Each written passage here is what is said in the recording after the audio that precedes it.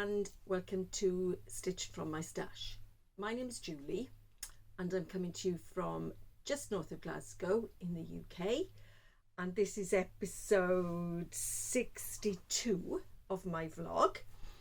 And my vlog is about things I make, textile things, knitting, sewing, crochet, and a few other bits and bobs, and a little bit of chit chat. Thank you so much for watching, liking, subscribing and commenting.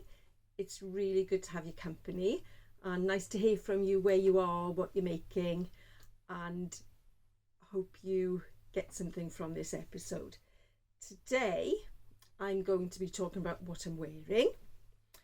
I'm going to be talking about Luna Lapin's coat and my new buttonhole foot and the scarf that I made her, some beading, and a little bit of chit chat about going forward with my making. And I've tried lots of different things recently, talking about stuff as usual, and the fact that I'm looking forward to going to the quilt show in Glasgow on Friday. So let's crack on with today's episode. So what I'm wearing, I'm going to talk first of all about the t-shirt. And the t-shirt is from this pattern, a birder pattern. It's very straightforward, and it's one I've made perhaps 5 or 6 of these. When I made this one 3-4 years ago, I'm not sure, and it's essentially, it's a pink fabric with a slight, I suppose it's like an embossed dot on its spot, but as it's been washed and worn so much, the spots have faded a bit. I would have bought this fabric from Abercarn in North Wales when we were living in North Wales, where they sell fabric by the kilo. And as it's been washed and worn, the collar has become a little bit worn, and I'll add a photograph whichever side is more suitable. And I've got some ideas on this. This t-shirt is quite a straightforward pattern, partly because it doesn't have any ribbing or cuffing, if you want to call it, around the neckline or the wrists. The disadvantage of that is that it probably wears more quickly. Now, I have lots of cuffing and I've got a pile of stuff on my table here. This is what I mean by cuffing. You can buy it like this on a band, and it comes in varieties of colours, and it's quite a firm, this is, I suppose, like a single, it's not doubled over. So you can buy it like that, which is obviously good for cuffs.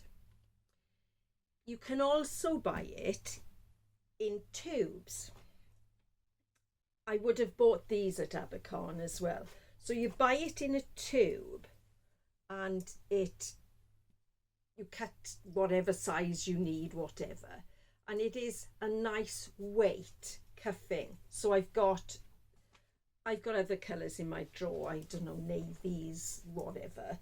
So I've got a red one there. Now this is a different style of cuffing. This is, and I've made a t-shirt out of this. This is a looser weave jersey, and this is sold more by the metre, not in the tube as this one is.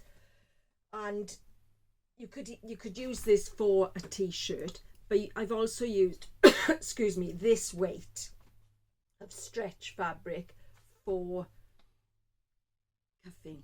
And this, as opposed to this one, obviously you can cut it to size to fit a neckline.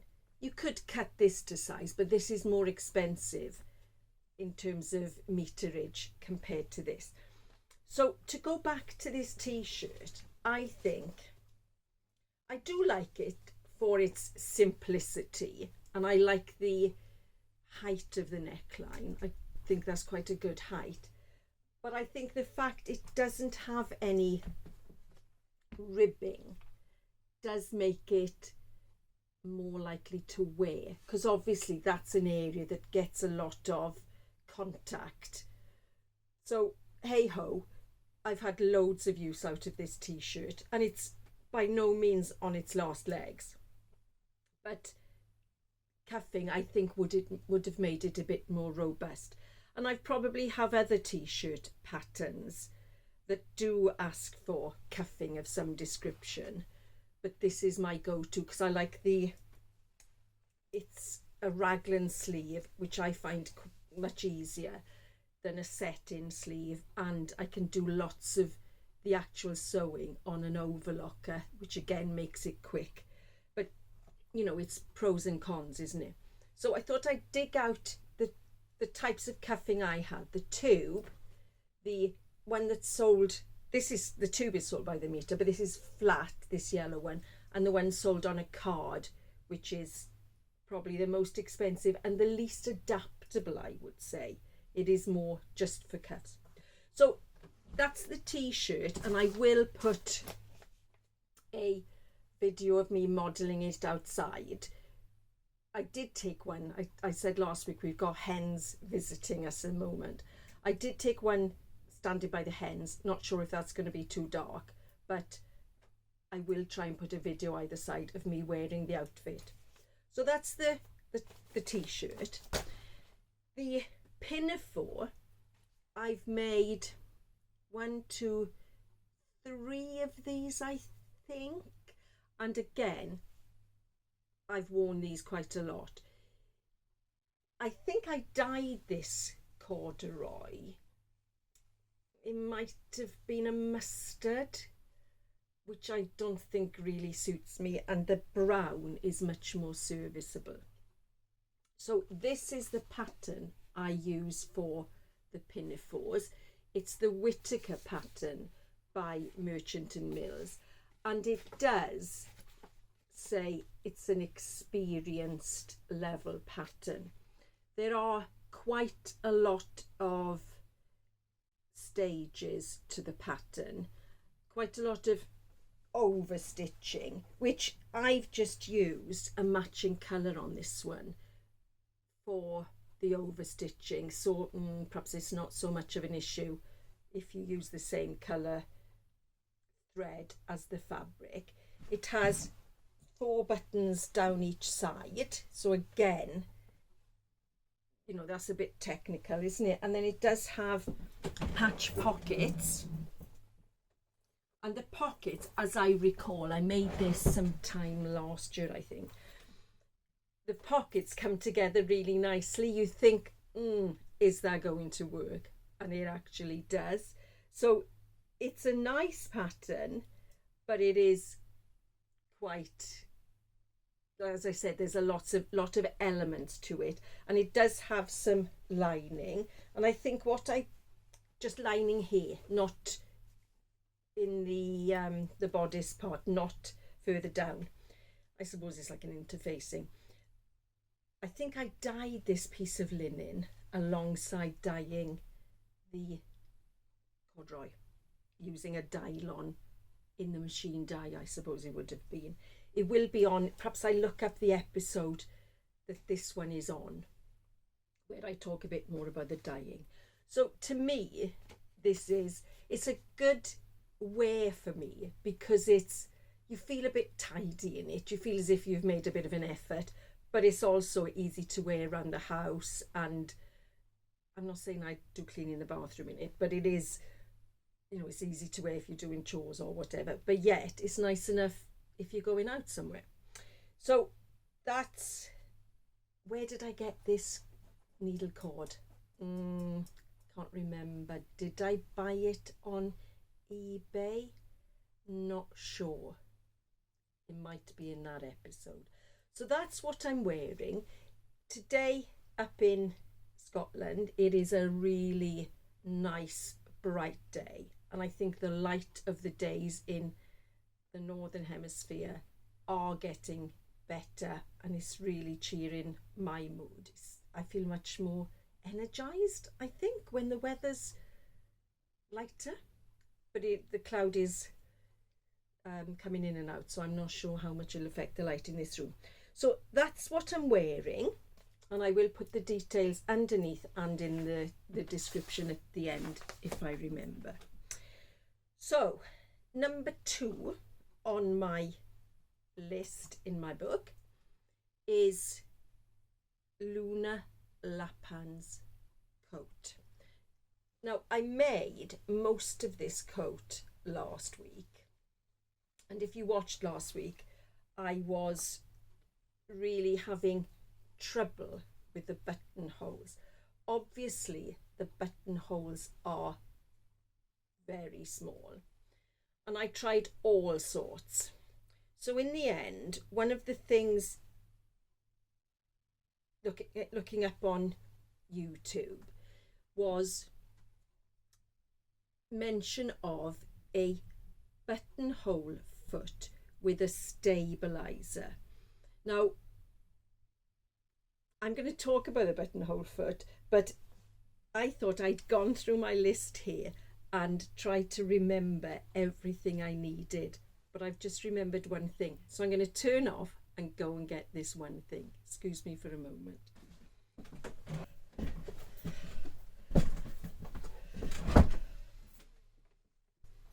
Okay, back again.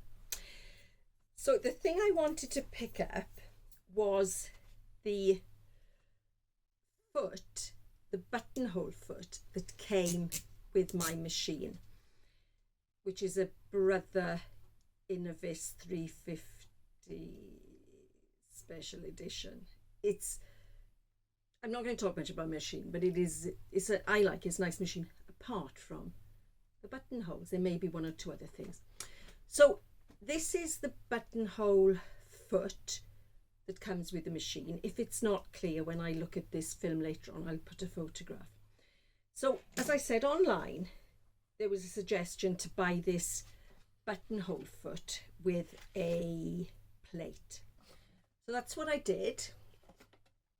Not cheap. It was, I think, £59 from Lord's sewing online shop, which I'll talk about a bit in a moment. So the foot is much more robust, and you get this plate which secures the fabric and makes it much more even. And there are I thought there were rubber,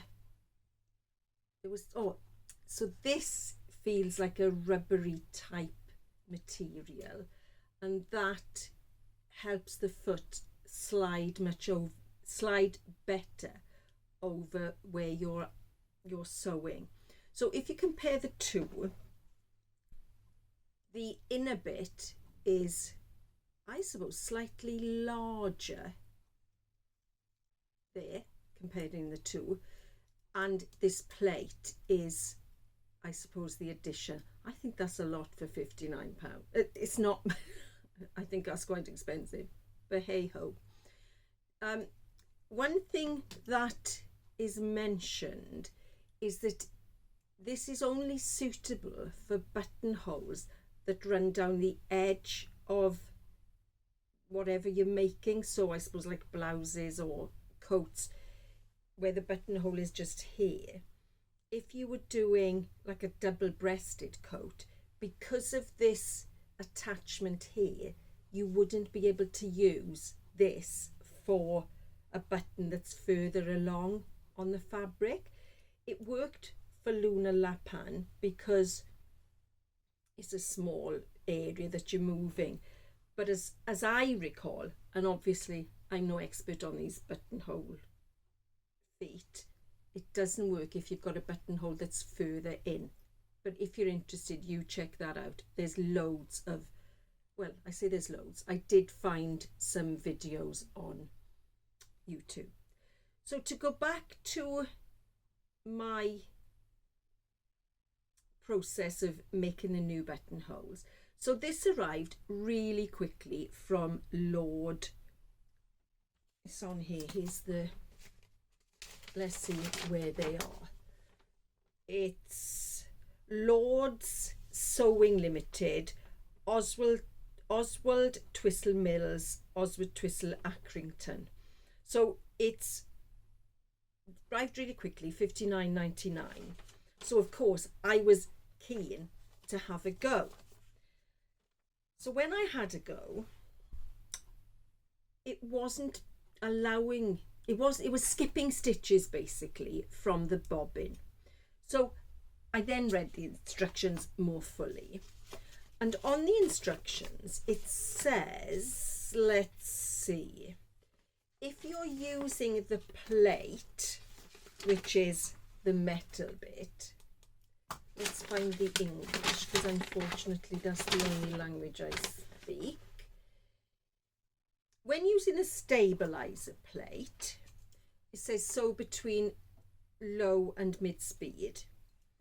Then it says use the included ballpoint needle 90/14 when using the stabilizer plate. Well, I could see no needle with the item, and because I wasn't looking for the needle, I didn't realize there was a needle in here. I must have just opened the leaflet and it could have fallen out. No, it's not in here anywhere. So Andrew came up with his really big magnet and we had a good hunt around, couldn't find the needle. So I phoned straight away to Lord's Sewing Limited, and they were really helpful. And literally she said, I'll send you a needle in the post, and it arrived the next day. So I must have phoned in the afternoon. The needles were here the next day. So she sent me a pack of Schmetz jersey needles. Now I thought they would have said ballpoint needles, but anyway, these are the ones she sent me, and these worked. Now obviously using the correct tools usually makes for easier whatever it is you're doing. So I would really recommend this company. It was really nice to talk to somebody on the phone who knew what they were talking about, and I got through to them really quickly, and as I said, she sent this pack of needles straight away. I think these are probably made in China, and it does show the needle on the back of the box. But the woman I spoke to on the phone, she opened a pack when I was there, and she said the needle is just loose in the paper, in the instructions. And I think that's quite a, I don't think it's the shop's fault. As I said, I think they probably packed in China. But to leave a needle loose in there when you don't really know where it is. Anyway, that's the story. I would recommend them. So to go back to the sewing. So the buttonholes were much, much better. So the only thing I would say about them is because they are tiny, the buttonholes aren't easy to do up and to undo. Now, these were the smallest buttonholes I could find in my rather large button stash, and I thought they were quite cute. This one is stuck there. Oh dear, that's not a good sign. Oh, I can see what's happened. Right, so these were the smallest ones I could find in my button stash. So there's the buttonholes. So they are much, much better. So what I may do at the quilt show on Friday, I'm going to go with a list of things I want to buy, so that I got a I don't know, the dopamine hit of buying something, but I'm not going off piste and buying loads of stuff. I may buy some doll buttons. Cool Crafting, who are the makers of, the designers of Luna Lapin, will be there, and I may buy some doll buttons and replace these buttons with doll buttons. Obviously the alternative would have been for me to do these buttonholes a bit larger than the buttons I've used. But overall, I'm pleased with how the buttons have turned out. I'll take a photograph. What else I did is I used a bit of lightweight fusible interfacing inside the lining of the coat. It doesn't say to use that in the book, but looking at, again, buttonhole making online, that is really suggested. So something else I'm going to look for at the Quilt and Craft show is stabilizer. I don't think I've ever used that before. This is interfacing that I've put inside the lining, and to me, and comment if you know more about stabilizer, the stabilizer goes on top of the buttonhole as you're making it, or underneath, I don't know. So I'm going to look out for that at the craft show and ask the stall holder perhaps a bit about it. But to me, they are much better, and I am pleased with them. And perhaps if I keep doing the buttons and undoing them, it may loosen, and perhaps I won't need the small ones, because these are quite, I suppose, a bit like mother of pearl. They're quite shiny, so they do look nice, and they match. Oh no, the ones on the cuffs are different, because I'm trying to use up my stash, obviously.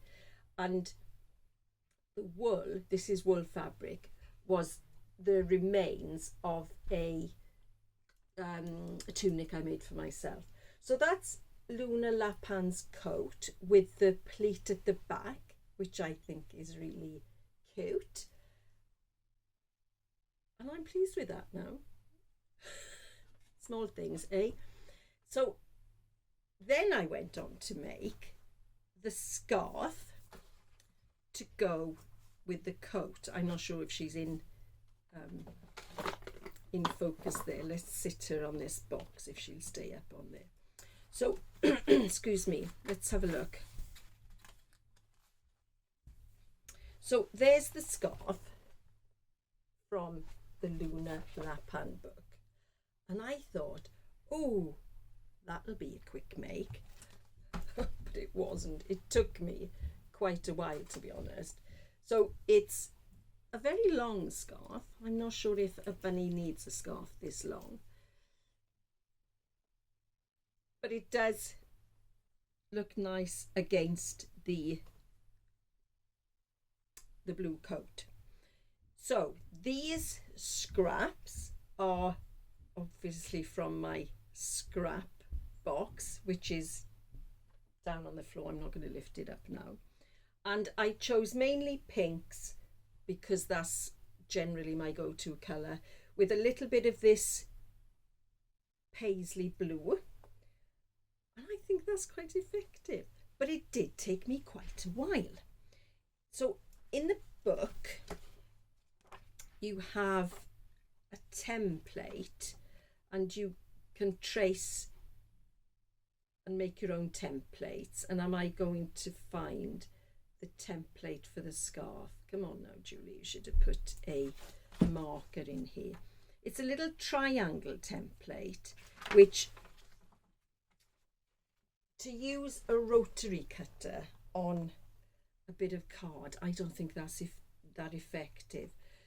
So what I did have a triangle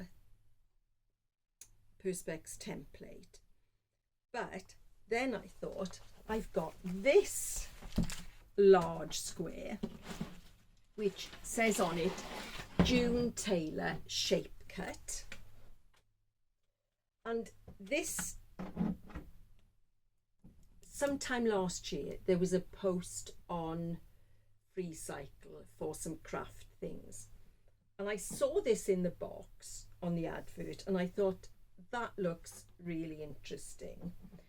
And it's a way of cutting lots of strips quite quickly. And I don't think I've used it that much. I haven't done much quilting recently, but I was able to use this, what do they call them, large ruler, to cut the triangles fairly quickly-ish. It's difficult to describe, but I did have to move it around to get the triangle shape. But I thought that was really useful. I bet these are quite expensive online. June Taylor. I might look out at the quilt show to see if they've got them there and just see if there's any more info on them. I'm not saying I would have gone out and bought this, but this was something I got on Free Cycle. So I used this to help me make the 64 triangles. And then you sew two halves of the triangles together, then you make the two sides of the scarf, and then you sew it up. Let's see if I can find the pictures here. So it gives you those instructions on how to make the scarf. So I made that this week for Luna Lapin, and I found pleased with those. And it was nice making something small that I suppose I think that is quite neat. Yeah, it was quite nice making something small rather than something, I suppose, like a piece of knitting, like a garment. Anyway, I did enjoy making that. Let's see if there's anything else no. So that's Luna Lapin, and I may take some close-up photos to add either side. We'll see. So I'm now going to talk about, just to go back to this foot, obviously check if you are going to buy this that it's compatible with your machine. It doesn't say on here that it's compatible with the Innovis, but I think I did a bit of research on the internet, and it's to do with the way your foot attaches, your foot attachment attaches to the feet, and this has the same attachment there. So do check it's compatible with your machine. So that's Luna Lapin. Don't know if she's going to sit there. I'm now going to talk about beading, which is something I've wanted to do for a while, and I found this group fairly near to me. It is a little bit of a drive, but I don't like driving, to be honest. I didn't mind when I was younger, but it's so busy now. Anyway, it's a fairly straightforward drive. So I've been to this little group twice now, and there's only two other women there, and they're really amenable, really helpful. They do more 3D beading, so they make really cute little items. They're doing Easter eggs at the minute, which I may build up to, but I'm a learner. So what I was doing last week was this spiral staircase pattern, and this is how much I did. No, in fact, I started this little one, which I think I showed last week, but since then I've been to a bead shop and I started again. So this is a spiral pattern. I'm going to have to take some photos of this, aren't I, to give you some more idea. And to me, it looks fine. It looks as if it's working.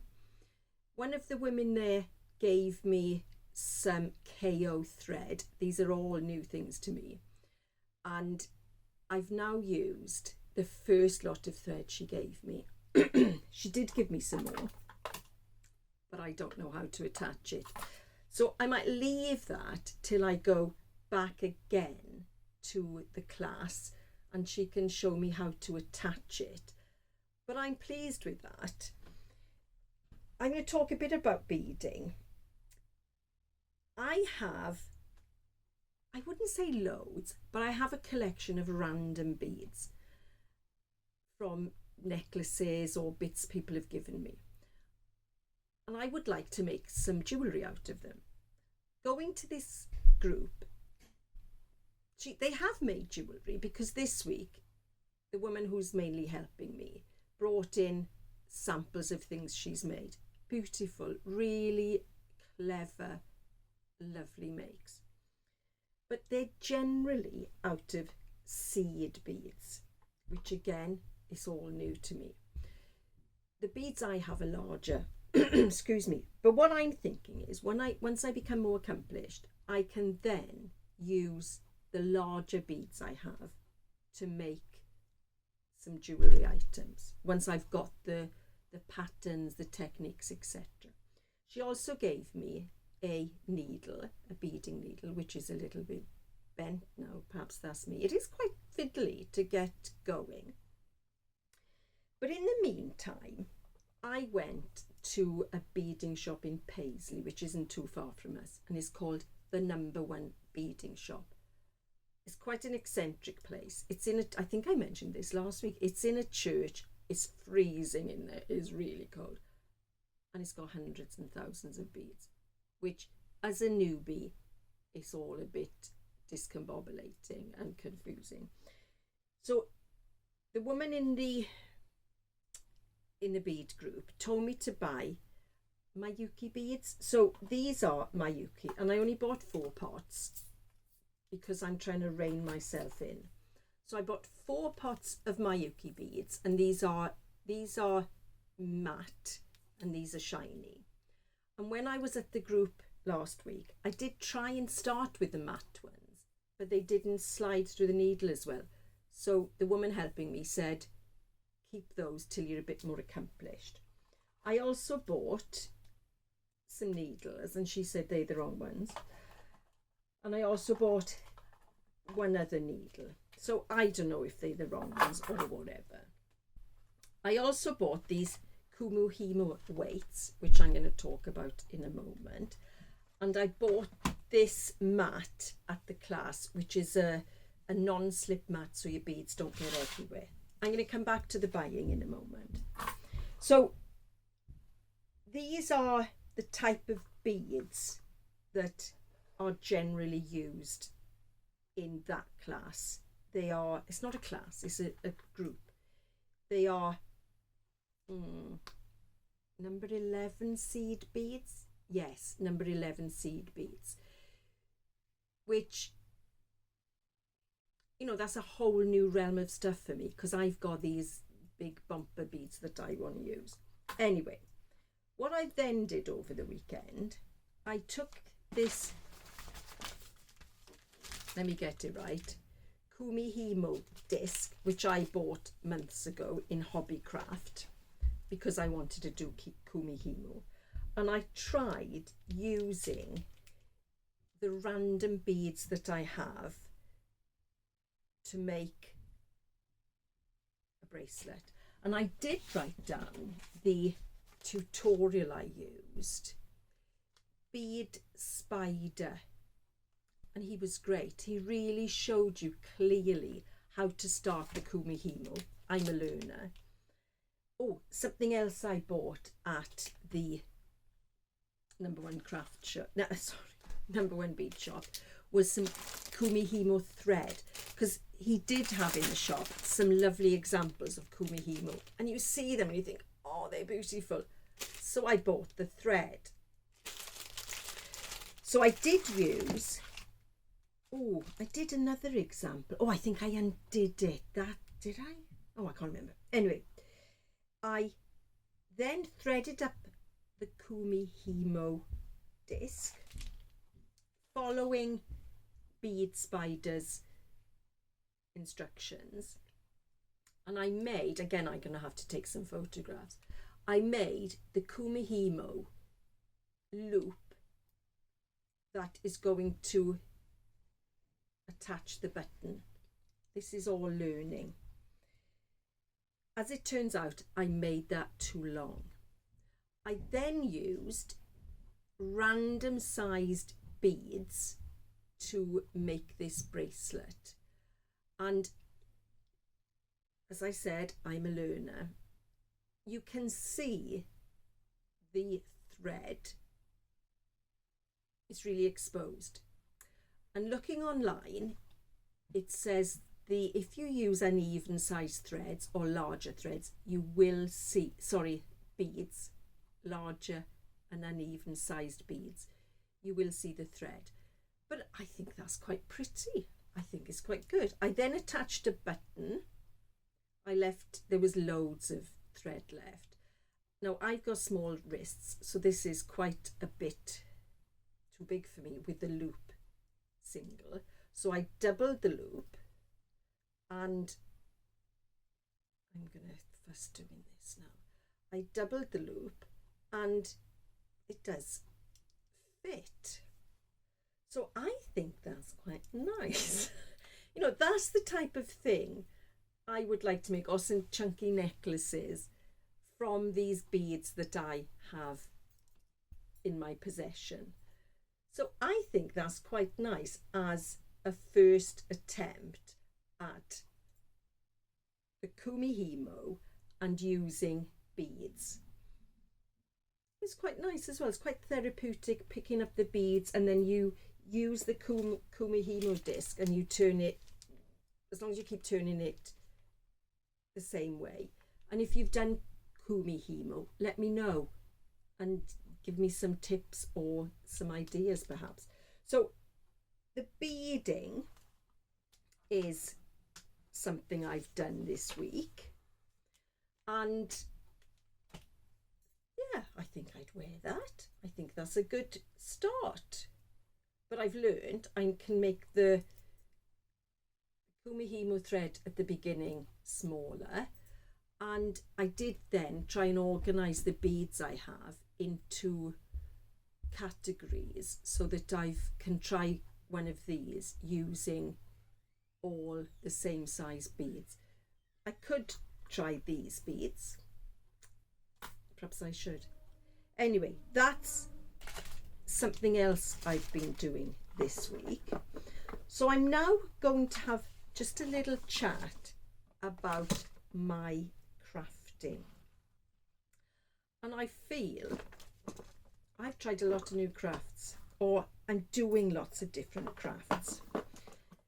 I've made a list. I do crochet, knitting, different styles of knitting, garments, that entrelac, which I am going to give up on. And I made a jumper for a Luna Lapin.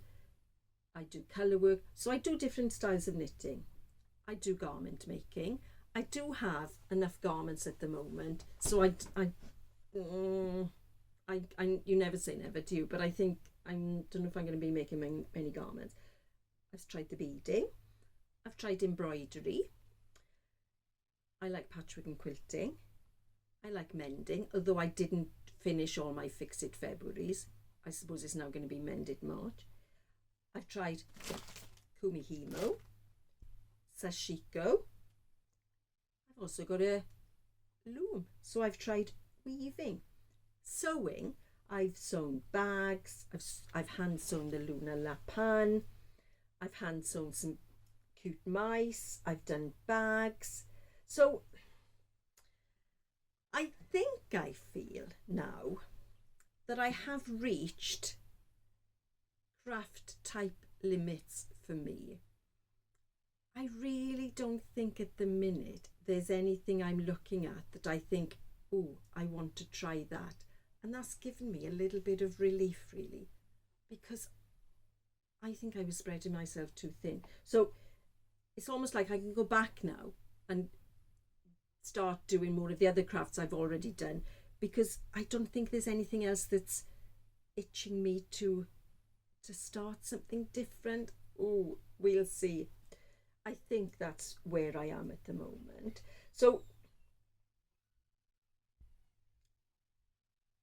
I don't know if there's anything else to say about that. Tell me what you think. Do you spread yourself thin, or do you do one main craft? I don't know if I could stick to one main craft, but then you'd become really competent at that, wouldn't you? I don't know, but that's where I am at the moment. A little chat about stuff.